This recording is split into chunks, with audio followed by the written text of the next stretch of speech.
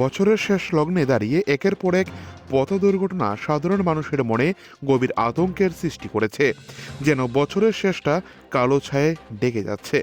সাধারণ মানুষের মনে আজ একটাই প্রশ্ন, তাহলে কি এই বছরের শেষটাও পথ দুর্ঘটনায় মৃত্যুর মিছিলে হারিয়ে যাবে?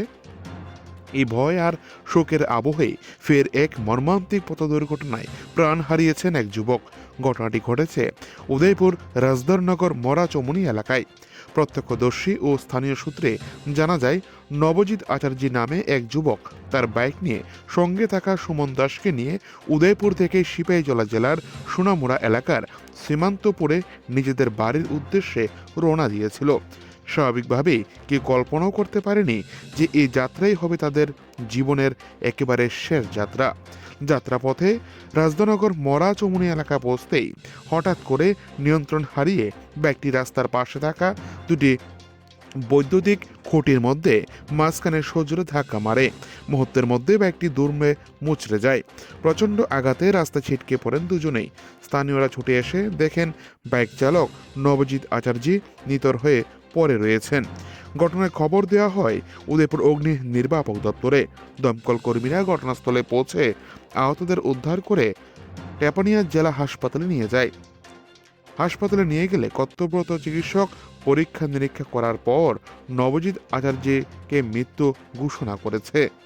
আর এই গোটা ঘটনায় ব্যাপক শোকের ছেয়ে নেমে আসে গোটা হাসপাতাল চত্বর এলাকায়। এই ধরনের দুর্ঘটনা শীতের রাতে ঘটে চলেছে উদয়পুর শহর লাগোয়া বিভিন্ন গ্রামীণ এলাকার সড়ক পথগুলিতে। প্রতিনিয়ত যেভাবে দুর্ঘটনা বেড়ে চলেছে গোটা উদয়পুর মহকুমায়, তাতে করে সন্ধ্যার পর উদয়পুর শহর ও শহরতলি এলাকাগুলির মধ্যে যান চলাচল একেবারে বিপজ্জনক হয়ে দাঁড়িয়েছে বলে মনে করছে সাধারণ মানুষ। উদয়পুর থেকে নিজস্ব প্রতিনিধির রিপোর্ট, টিভি 100 বাংলা।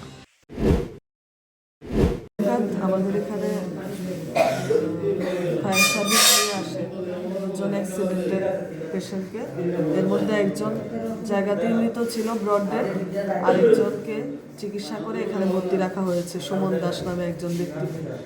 যিনি মারা গেছেন ওনার নাম? ওনার নাম এমনিতে তো ওনার বাড়ির লোক ছিল না, সুমন দাসের থেকে আমরা জানতে পেরেছি ওনার নাম হচ্ছে নবজিৎ আচার্য। নবজিৎ আচার্য কোন জায়গা থেকে বাড়ি এসে ওরা আর কিছু জানা গেছে? নবজিৎ আচার্যের বাড়ি হচ্ছে সীমান্তপুর, সিপাহীজলা ডিস্ট্রিক্টে। আর সুমন দাসের? সেটা তো আমার জানা নেই। আসলে আরেকজন চিকিৎসক ইমার্জেন্সিতে চিকিৎসা করেছে, তো এখন ভর্তি আছে আমাদের উদয়পুর জেলা হাসপাতালে। কোথায় থেকে আনা হয়েছে এমন কিছু জানা গিয়েছে? রাজধননগর থেকে, রাজধানীনগর না? ফায়ার সার্ভিসে হয়েছে।